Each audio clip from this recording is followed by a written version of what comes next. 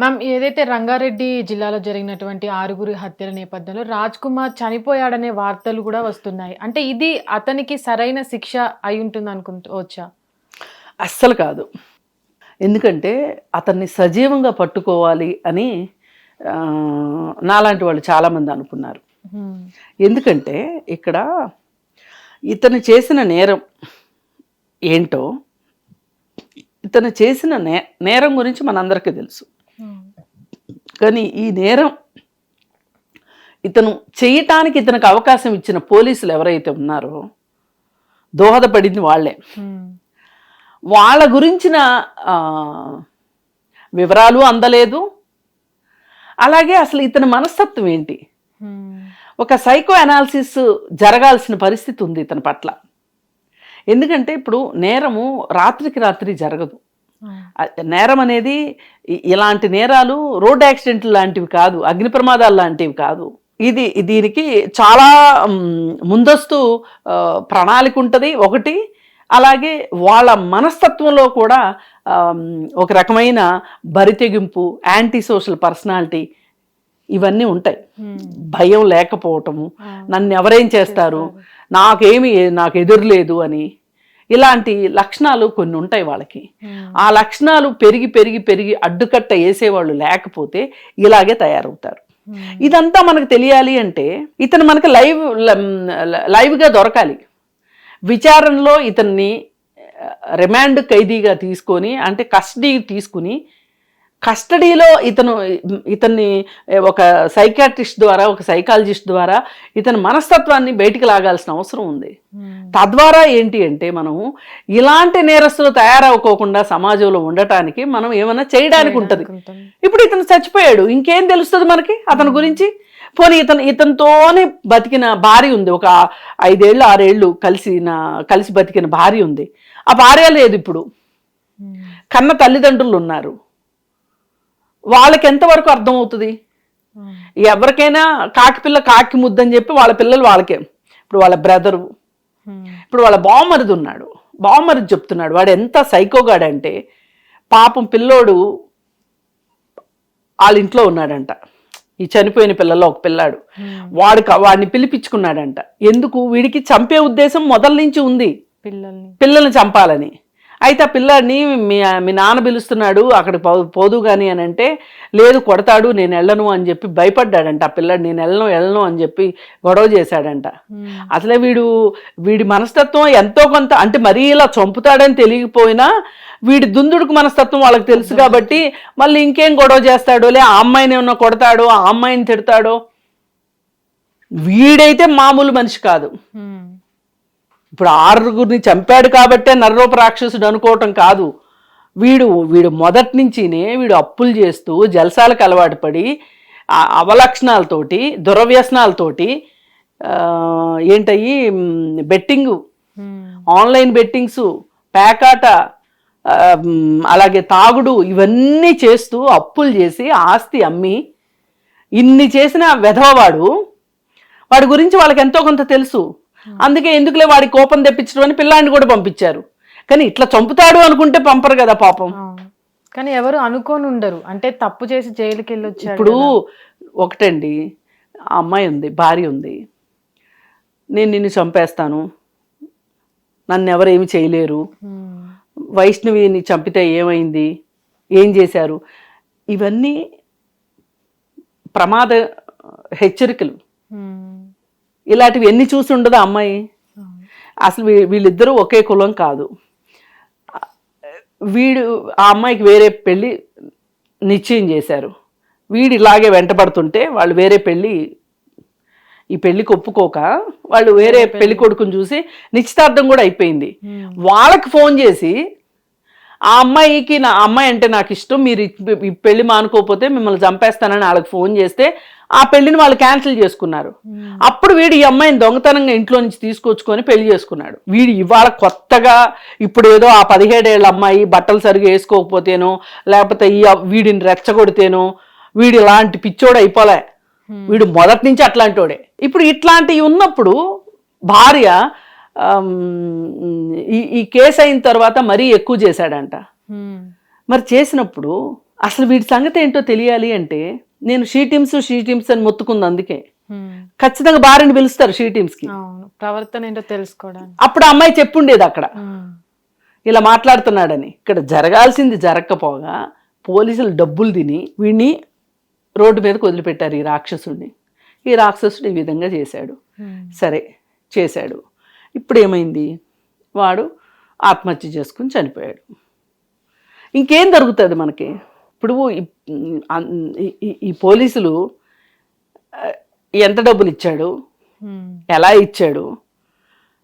పోలీసులతోటి ఇతనే డైరెక్ట్గా మాట్లాడుకోలేడు కదా, ఎవరో మధ్యవర్తులు ఉంటారు కదా, రాజకీయ నాయకులు ఉండొచ్చు, లేకపోతే ఆ ఏరియాలో చోటమోటా నాయకులు అవ్వచ్చు, ఎవరో ఒకళ్ళు వీళ్ళకి వాళ్ళకి కొంత డబ్బులు ఇచ్చి మధ్యలో వాళ్ళు కాస్త మింగి ఇలాంటి యదో పనులకు బాగా తయారవుతారు కదా, డబ్బులు కొట్టేయచ్చని.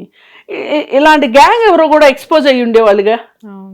ఇప్పుడు ఎవరో తెలియకోకుండా అయిపోయింది కదా, ఇది బాధాకరం. ఇప్పుడు వాడికి తెలుసు, వాడు కనీసం ఏదో ఒక పొరపాటున ఆ అమ్మాయి మీద మనసు పడి, తనకు పెళ్ళైనా సరే మనసు పడి ఇలా కేసు అయింది కాబట్టి ఆ అమ్మాయి జోలికి వెళ్లకుండా ఉండి వీడిదోను వీడు బతికాడు అనుకోండి, వేరుగుండేది.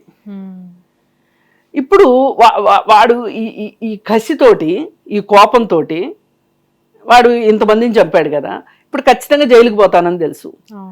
జైలు బతుకు ఎలా ఉంటుందో ఎంతో కొంత వీడికి తెలుసు. వీడి మీద ఇంతకుముందు కూడా జైలుకి వెళ్ళాడో లేదో తెలియదు, కానీ కేసులు కూడా ఉన్నాయంట, వేరే కేసులు. మరి అలాంటప్పుడు వీడికి ఆ భయంతో వీడు ఇప్పుడు ఆత్మహత్య చేసుకున్నాడు. ఇక్కడ ఇప్పుడు వీడిని పట్టుకోవటంలో కూడా మొన్న రాత్రి జరిగింది. మొన్న రాత్రి నుంచి వీడు పరారీలో ఉన్నాడు. నిన్నంతా పట్టుకోలేకపోయారు పోలీసులు. కాకపోతే మనం ఇట్లాంటప్పుడు మనం మాట్లాడలేము, ఎందుకంటే ఒక నేరస్తుడు ఎటు వెళ్ళాడో పట్టుకోవాలి అంటే అంత ఈజీ కాదు. వాడు ఎక్కడో చోట పొలాల్లో దాక్కుంటే అక్కడే ఉన్నాడని ఎలా కనిపెడతారు? దీనికి మనం ఏం అనలేం. కానీ ఈ 6 చనిపోవటానికి మట్టుకు కారణం ఖచ్చితంగా పోలీసుల నిర్లక్ష్యమే. అలాగే ఇప్పుడు ఈ నేరస్తుడు ఇలా తనకు తాను శిక్ష వేసుకున్నాడు కదా, ఈ శిక్ష వేసుకోవటానికి కూడా ఒక రకంగా ఇండైరెక్ట్గా 7 ప్రాణాలు పోయినట్టు. నాకు ఇతని ప్రాణం మీద పెద్దగా జాలి లేదు, కానీ 7 చనిపోవటానికి మట్టుకు పోలీసులే కారణం. పోలీసులు కనుక ఆ రోజు రైట్ టైంలో రైట్ డెసిషన్ తీసుకుని ఉన్నట్లయితే, సీరియస్గా యాక్ట్ చేసి ఉన్నట్లయితే 6 చనిపోయేవాళ్ళు కాదు, వీడు చనిపోయేవాడు కాదు. అందుకని ఇక్కడ ఏదైనా ఒక ముద్దాయిగా చూపించాలి అంటే కనుక పోలీసులనే చూపించాలి. నేను మళ్ళీ చెప్తున్నాను, మనకి ఒక అవకాశం లేకుండా అయిపోయింది. ఒక నేరస్తుణ్ణి, ఇప్పుడు నిర్భయ కేసులో నేరస్తుణ్ణి తిహార్ జైలుకి వెళ్ళి లండన్ నుంచి వచ్చిన ఒక మహిళా జర్నలిస్ట్ వెళ్ళి ఇంటర్వ్యూ చేస్తే వాళ్ళ మనసులో ఏముందో తెలిసింది. ఒక మగాడు, సగటు మగాడు ఎలా ఆలోచిస్తున్నాడో అర్థమైంది. ఇప్పుడు ఇతనితో కూడా మాట్లాడితే ఒక రోజు కాకపోతే 2 రోజులు, 2 రోజులు కాకపోతే 3 రోజులకి ఇతను చెప్పుండేవాడు. ఇవి అసలు ఇతను ఎవ్వరు, ఒకటైతే చెప్తానండి, పుట్టుకతో ఎవ్వరూ నేరస్తులు కాదు.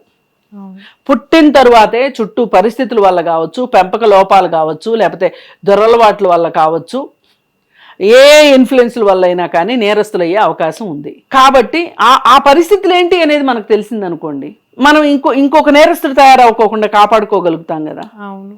అందుకు ఈ మనిషి చనిపోవాల్సింది కాదు.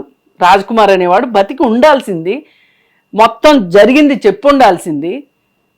అతని మనస్తత్వాన్ని కూడా అనలైజ్ చేసి ఇది ఒక కేస్ స్టడీ లాగా ఉపయోగపడేది. ప్లస్ మనకి భవిష్యత్తులో ఇట్లాంటి వాళ్ళ గురించి ఒక డెసిషన్కి రావటానికి కానీ, వాళ్ళకి ఏమైనా చికిత్స చేయటానికి కానీ ఈ కేస్ స్టడీ మనకు పనికొచ్చుండేది, ఈ హిస్టరీ మనకు పనికొచ్చుండేది. అందులో ఈ మిస్టేక్స్ ఎవరు చేశారో వాళ్ళు కూడా బయటకు వచ్చే అవకాశం ఉండేది. అందుకని ఏది ఏమైనప్పటికీ ఇప్పటికైనా మించిపోయింది లేదు. పోలీస్ డిపార్ట్మెంటు నిద్ర లేవాలి, నిద్ర లేచి కొంచెం బుద్ధి జ్ఞానం తీసుకొచ్చుకుని సరిగా పనిచేస్తే మహిళలకు రక్షణ.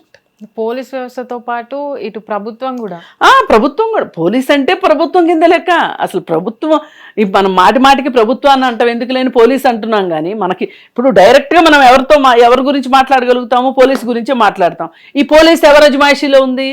ప్రభుత్వం అజమాయిషీలో ఉంది. ప్రభుత్వానికి ఏమన్నా చేయమగుట్టినట్టు అన్నా ఉంటే, ఏమన్నా ఒక ప్రకటన ఇచ్చి ఉండేది. వీళ్ళు మాట్లాడతారు కదా, కేసీఆర్ అలా చేయలేదు, కేసీఆర్ ఇలా చేయలేదు. ఇప్పుడు మీరేం చేస్తున్నారు? అప్పటితో కంపేర్ చేస్తే ఇప్పుడు ఇంకా కాస్త ఎక్కువగా పెరిగిపోతుంది. ఎక్కువగా జరుగుతున్నాయి. ఇప్పుడు ఒకటండి, పూర్తిగా నేరాలు లేకోకుండా చెయ్యాలని అనుకోవటం అది అమాయకత్వం అవుతుంది. అంత ఆశ కూడా ఎవరికీ లేదు, అంత దురాశ కూడా లేదు ఎవరికి. కానీ ఒక నేరం జరగకుండా ఆపలేకపోవడం వేరు, నేరం జరిగిన తర్వాత తీసుకునే చర్యలు వేరు. ఇప్పుడు నేరం చేసిన తర్వాత తీసుకునే చర్యలను బట్టే తర్వాత జరిగే నేరాల మీద ఆ ప్రభావం ఉంటది. ఇప్పుడు వాడు అన్నాడు కదా, వాడు కరెక్ట్గానే అన్నాడు, వైష్ణవిని చంపిన వాళ్ళు ఏం చేశారు, నన్ను మాత్రం ఏం చేస్తారు అన్నాడు కదా. అది పర్ఫెక్ట్ గానే అన్నాడు. ఈ సమాజంలో చాలా మంది ఉద్దేశం కూడా అదే.